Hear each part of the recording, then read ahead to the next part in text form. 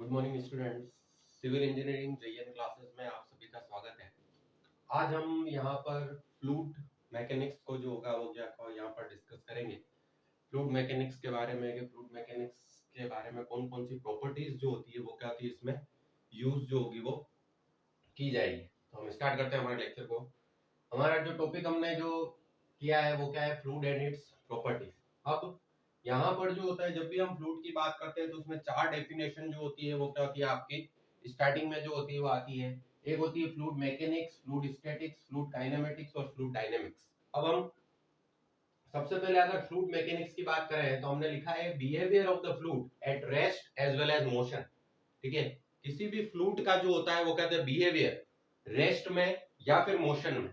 अब रेस्ट और मोशन जो होता है वो क्या है कि यदि हमारा कोई बीकर है उसमें जो होता है वो कहता है पानी जो होता है या वाटर जो होता है वो कहता है उसमें रखा हुआ है, तो वो क्या कहलाएगा आपका रेस्ट। और मोशन मतलब किसी भी ड्रेन वगैरह में जो होता है वो कहता है यदि वाटर जो होता है वो कहता है आपका फ्लो हो रहा है तो वो क्या कहलाएगा आपका मोशन कहलाता है। तो किसी भी सिचुएशन में भले वो रेस्ट में हो और भले वो मोशन में हो, तो दोनों ही सिचुएशन में जो बिहेवियर ऑफ द फ्लूइड होगा वो क्या कहलाएगा आपका फ्लूइड मैकेनिक्स कहलाएगा। सेकंड आएगा फ्लूइड स्टैटिक्स। फ्लूइड स्टैटिक्स का मतलब जो एट रेस्ट लिखा है मैंने। एट रेस्ट का मतलब ये हो गया कि जब आपका फ्लूइड जो होता है वो क्या रेस्ट में जो होता है वो है। यदि किसी बीकर में जो होता है वो क्या पड़ा है तो वो जो होती है वो चीज क्या कहलाएगी आपकी फ्लूइड स्टैटिक्स कहलाएगी। फ्लूइड काइनेमेटिक्स, फ्लूइड काइनेमेटिक्स में जो होगा वो क्या होगा, यहाँ पर हमने लिखा है pressure force are not consider, मतलब बिना प्रेशर फोर्स कंसीडर किए ही, प्रेशर फोर्स के बिना कंसीडर किए ही पानी का फ्लो जो होगा वो होता चला जाएगा। अब हम ये जानते हैं कि जब हम प्रेशर फोर्स कंसीडर नहीं करते हैं तो पानी किस तरह से फ्लो होता है, ग्रेविटी के थ्रू। इसका मतलब फ्लूइड काइनेमेटिक्स में जो होगा वो क्या होगा, आपको कोई भी प्रेशर फोर्स कंसीडर करने की जरूरत नहीं है और आपका पानी जो होगा वो फ्लो हो जाएगा। इसलिए अपन ने यहाँ पे लिखा है pressure force are not consider. ठीक है, फ्लूइड डायनेमिक्स में जो होगा वो क्या होगा, आपको प्रेशर फोर्स जो होगा वो कंसीडर करना पड़ेगा। मतलब किसी की भी पानी को लिफ्ट करने के लिए या फिर अगर हम कोई भी फोर्स जो होता है या किसी मशीन के थ्रू अगर पानी को जो होता है वो कहता है अपर लेवल पर जो होता है पहुंचाते हैं, तो वो हमारा किसमें आता है, फ्लूइड डायनेमिक्स में जो होता है वो आता है। तो वापस रिवाइज करते देखिए, फ्लूइड मैकेनिक्स मतलब behaviour of the fluid at rest as well as motion. Rest में है कोई फ्लूइड या मोशन में है तो उसको फ्लूइड मैकेनिक्स बोलेंगे। फ्लूइड स्टैटिक्स मतलब सिर्फ रेस्ट में है। फ्लूइड काइनेमेटिक्स का मतलब जो होगा वो हो जाएगा कि pressure force are not consider, pressure force को आपने कंसीडर नहीं किया है तो वो क्या कहलाएगा फ्लूइड काइनेमेटिक्स। और प्रेशर फोर्स को अगर आपने कंसीडर किया है तो वो आपका कहलाएगा फ्लूइड डायनेमिक्स। ठीक है, इतना कर लीजिए, फिर आगे चलते हैं।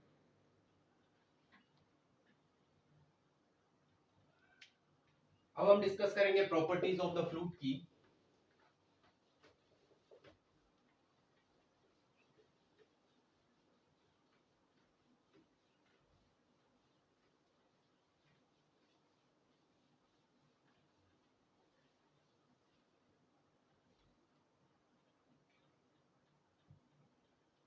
अब देखिए प्रॉपर्टीज ऑफ फ्लूइड की अगर हम बात करें, प्रॉपर्टीज ऑफ फ्लूइड सबसे पहले आती है डेंसिटी।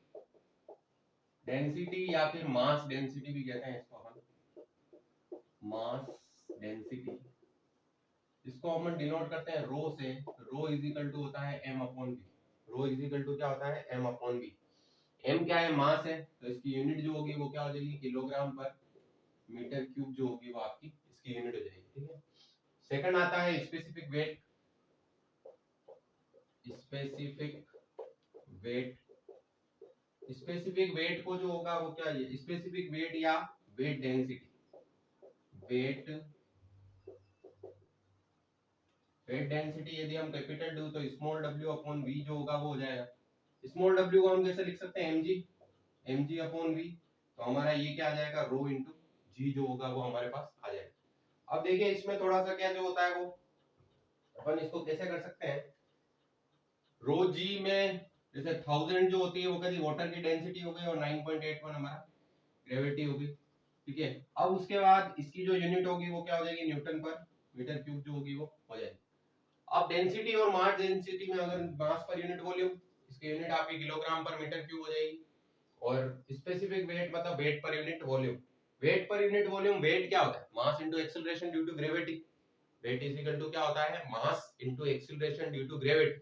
तो उसको हमने कैसे लिख दिया, mg से लिख दिया अपॉन। अब यहाँ पे देखिए अगर हम इसका स्मॉल m लिखे हैं, इसको भी अगर स्मॉल m कर दें, अगर कंफ्यूजन ना हो तो इसको m अपॉन v का हम क्या लिख सकते हैं, रो लिख सकते हैं। हमारे पास w इज इक्वल टू क्या आ गया, रो जी। रो वाटर की डेंसिटी हमेशा कितनी होती है, 1000, ठीक है। और g इज इक्वल टू कितना हो जाएगा आपका 9.81, ये न्यूटन पर मीटर क्यूब, ठीक है।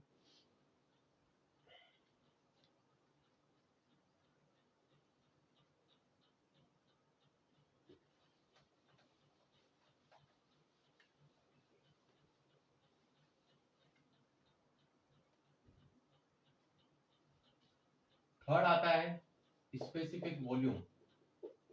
स्पेसिफिक वॉल्यूम वो आ जाएगा volume of fluid upon mass of fluid. तो इसको हम 1 अपॉन रो कह सकते हैं, कोई दिक्कत तो नहीं है। रो इज इक्वल टू क्या होता है, मास पर यूनिट वॉल्यूम। तो इसको हमने क्या कर दिया, 1 अपॉन रो। तो इसकी यूनिट भी क्या हो जाएगी, रिवर्स हो जाएगी, तो मीटर क्यूब पर केजी हो। फिर चौथा जो आता है वो आता है स्पेसिफिक। चौथा जो आ जाएगा वो क्या आ जाएगा आपका, specific gravity. Specific gravity, weight density of water divide by weight density of standard fluid. Standard fluid, weight density of water upon weight density of standard. देखिए स्पेसिफिक वॉल्यूम जो होगा वो बेसिकली क्या होगा, अगर हम यहाँ पर जो होता है वो देखें तो स्पेसिफिक वॉल्यूम आपके पास क्या, वॉल्यूम पर यूनिट मास। अब वॉल्यूम पर यूनिट मास है, मास पर यूनिट वॉल्यूम हम जानते हैं क्या होता है, डेंसिटी होता है। तो जस्ट उसका रिवर्स हो जाएगा। तो उसको हम डेंसिटी को हम किससे रिप्रेजेंट करते हैं, जैसे रो से रिप्रेजेंट करते हैं। तो ये क्या हो जाएगा आपका 1 अपॉन रो हो जाएगा, मीटर क्यूब पर केजी हो जाएगा। फिर आया स्पेसिफिक ग्रेविटी। स्पेसिफिक ग्रेविटी जो होगा weight density of water upon weight density of standard fluid. इसको थोड़ा सा समझते हैं। देखिए अगर हमने इसको वेट डेंसिटी ऑफ, यहाँ पर अपन जो होता है वेट डेंसिटी ऑफ फ्लूइड कर देते हैं। Weight density of fluid, weight density of fluid जो होता है वो कर देते हैं। तो weight density of fluid upon weight density of standard fluid, या फिर कोष्टक में इसके अपन ये भी लिख सकते हैं वाटर। अब क्या है कि एक तो अपना नॉर्मल वाटर होता है, और एक हम जो होता है वो क्या होता है, जो सभी सभी वाटर तो हम पीने के काम जो होता है वो लेते नहीं है, ठीक है। तो जो हमारा स्टैंडर्ड लिक्विड है एक तरह से, ठीक है, स्टैंडर्ड लिक्विड को, ये वेट डेंसिटी ऑफ फ्लूइड है, ये इसमें आपका कोई सा भी फ्लूइड जो होता है वो क्या होता है आप इंक्लूड कर सकते हो। तो weight density of fluid upon weight density of standard fluid, मतलब किसी भी चीज को स्टैंडर्ड से जो होता है वो कहते हैं जब हम कंपेयर करेंगे, या फिर उसका रेशियो, ठीक है, किसी भी फ्लूइड का स्टैंडर्ड फ्लूइड के साथ जो रेशियो होगा वही आपका क्या कहलाएगा, स्पेसिफिक ग्रेविटी जो होगा वो कहलाएगा, ठीक है।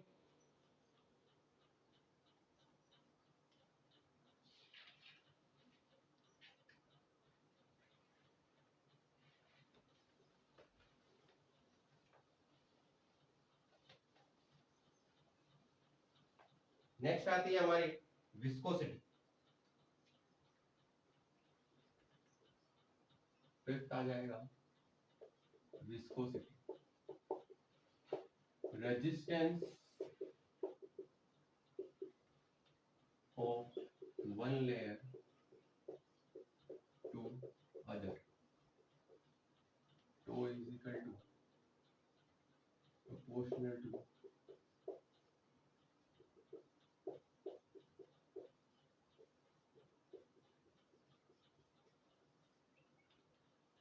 विस्कोसिटी का मतलब जो होता है वो क्या होता है, जैसे पानी की जो होती है वो कहती है एक लेयर मूव कर रही है और दूसरी लेयर उसके ऊपर ही जो होती है वो कहती है मूव कर रही है। तो दोनों लेयर का एक दूसरे के जो होता है वो क्या होता है, अगेंस्ट में रेजिस्टेंस शो करना, रेजिस्टेंस जो होता है वो ऑफर करना।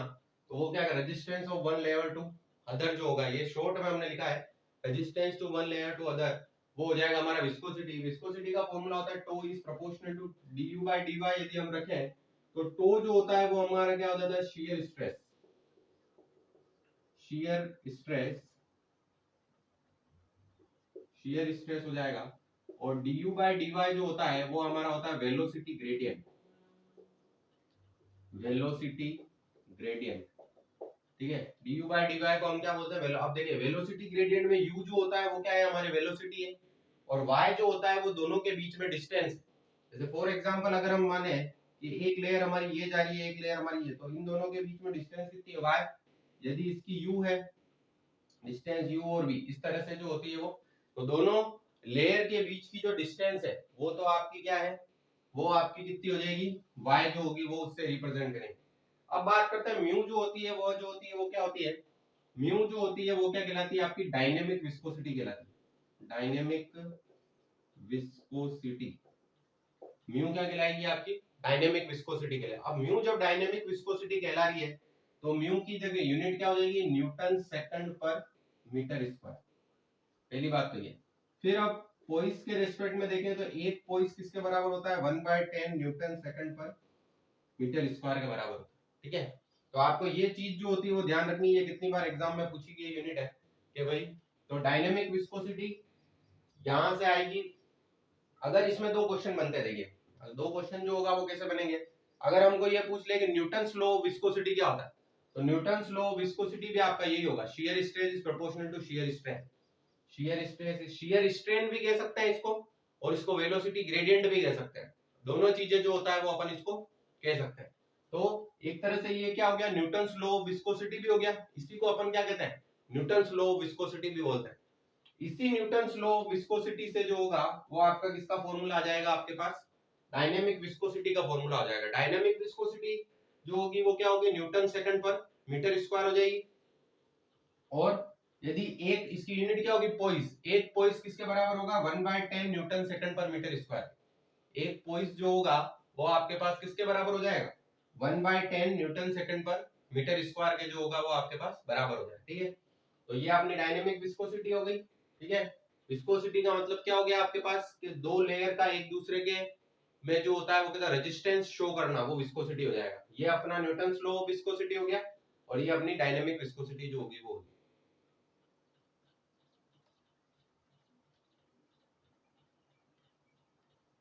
फिर नेक्स्ट आती है काइनेमेटिक विस्कोसिटी।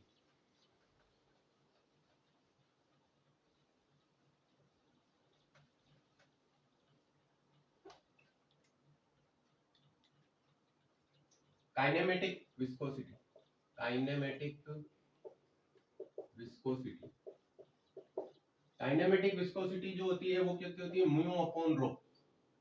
म्यू हम जानते हैं क्या है, म्यू जो होता है वो क्या है आपका डायनेमिक विस्कोसिटी अपॉन ये कितना हो जाएगा, डेंसिटी हो जाएगी। इसकी यूनिट जो होती है वो स्ट्रोक के रूप में जो होगी वो होगी, एक stroke is equal to 10⁻⁻⁴ metre square per second हो जाएगा, और एक centistroke is equal to 1/100 stroke जो होगा वो हो जाएगा। तो आपको ये चीजें इंपॉर्टेंट है, तो इसके जो होती है वो कहती फॉर्मूला याद रखना है, ठीक है। Dynamic viscosity divide by density, फिर उसके बाद एक स्ट्रोक जो होता है वो किसके बराबर होता है, 10⁻⁻⁴ मीटर स्क्वायर पर सेकंड के बराबर होगा, और एक सेंटी स्ट्रोक किसके बराबर होगा, 1/100 ऑफ स्ट्रोक के जो होगा वो आपके पास बराबर हो जाएगा। एक सेंटी स्ट्रोक किसके बराबर हो जाएगा, 1/100 स्ट्रोक के जो होगा वो बराबर हो जाएगा, क्लियर। ये आप देख लीजिए एक बार।